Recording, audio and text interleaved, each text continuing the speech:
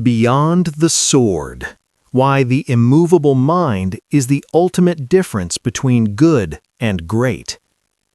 Have you ever found yourself in this exact situation?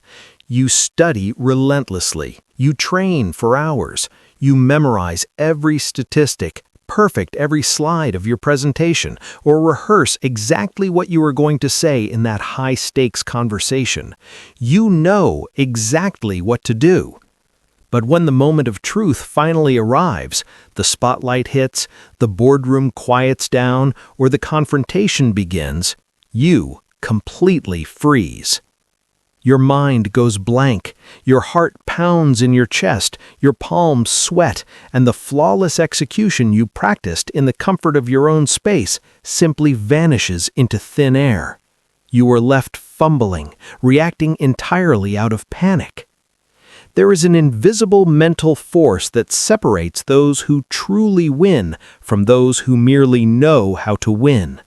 Mastering the technical skills of your trade is only half the battle. Mastering your own mind under pressure is the ultimate deciding factor. To understand how to stop breaking down in the critical moments of your life, we have to look back to feudal Japan and a concept that separated ordinary samurai from absolute legends: Fudoshin, the unwavering spirit. The curse of the perfect technician. In a brutal samurai school in feudal Japan, there lived a young apprentice named Satoshi. Satoshi was the definition of obsessed. He was the first to wake and the last to sleep. He practiced his strikes until his hands bled. In solitary practice, his form was nothing short of impeccable. He was, by all technical measures, a master of the sword. Yet Satoshi had a devastating secret. He almost always lost in actual combat. During the high-pressure duels with wooden swords, Satoshi would routinely fall to opponents who knew far fewer techniques than he did. Sometimes he was beaten by raw beginners. The tragedy was that Satoshi lost the fight long before the swords ever clashed. The moment the instructor called his name, his mind would betray him. What if I humiliate myself?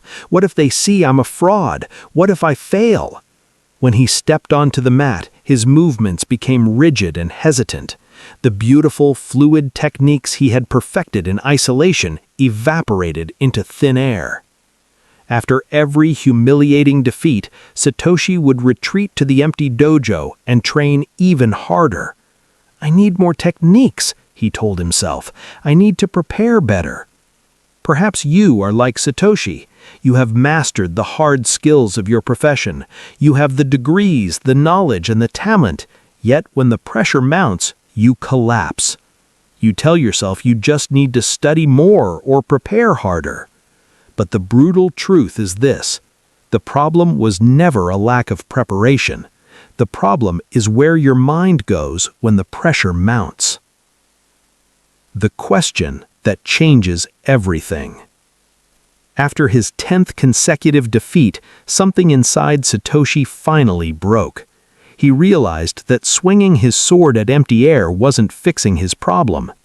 Desperate, he sought out the school's master, Tatsuo, a man legendary not just for his lethal skill, but for his unsettling, eerie calmness in the face of absolute chaos.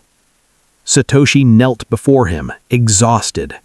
"Master, I train harder than anyone. I know every technique, but when I fight for real, I lose. What am I doing wrong?"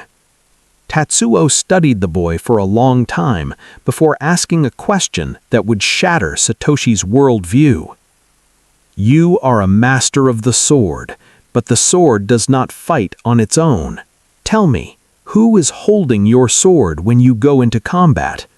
"I am, master," Satoshi replied, confused. "No," Tatsuo said softly. "Your fear is holding your sword. Your anxiety, your anger, and your desperate need to prove your worth. Those emotions are holding the handle. They are fighting in your place, and they will always lose." Then Tatsuo introduced Satoshi to Fudoshin, the unwavering spirit. It is a mental state that remains like a mountain, unshakable and still, regardless of the chaos, the enemy's attacks, or the fear of death swirling around it. Satoshi protested, "But Master, how can a human being not feel fear when facing death?" Tatsuo smiled. "You think I don't feel fear? Of course I do. The difference is that my fear does not control my sword. I observe the fear. I acknowledge it is there, but I refuse to obey its orders." The science of not obeying your fear.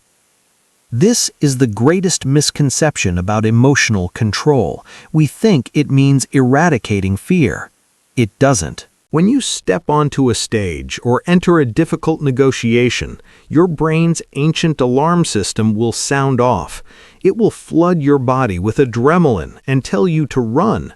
That is sheer biology. You cannot flip a switch and turn it off, but you can learn not to take orders from it.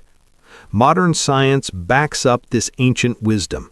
Neuroscientists studying emotional regulation have found that when individuals practice metacognition, the ability to step back and observe one's own thoughts as a third party, they fundamentally change their brain chemistry.